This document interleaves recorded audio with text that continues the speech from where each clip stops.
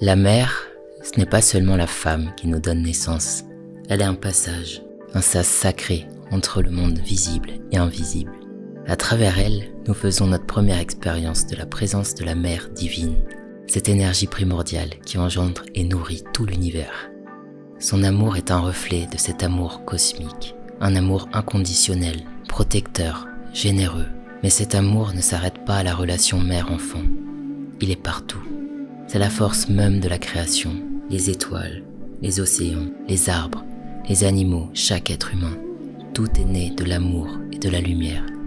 C'est pour ça qu'on dit que l'amour est l'énergie la plus puissante de l'univers. Il ne se réduit pas à un sentiment.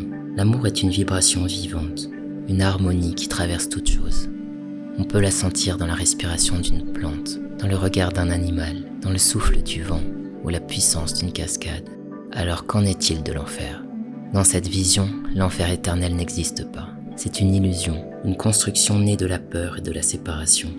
Le seul royaume véritable, c'est le royaume divin. Et il n'est pas ailleurs. Il est en nous et tout autour de nous. Bien sûr, il existe des âmes ou des entités qui choisissent de s'éloigner de l'amour. Elles peuvent agir dans la destruction, la peur, la division. Mais jamais elles ne peuvent se couper totalement de la lumière. Car toutes viennent de l'unité divine. Et tôt ou tard, ces âmes sont rappelées vers la lumière. Que ce soit dans la douceur ou dans la confrontation, ce retour est inévitable. Car au fond, il n'existe pas de royaume opposé, mais un seul, celui de l'amour divin, en chacun de nous. Et chacun de nous, sans exception, finit par y revenir.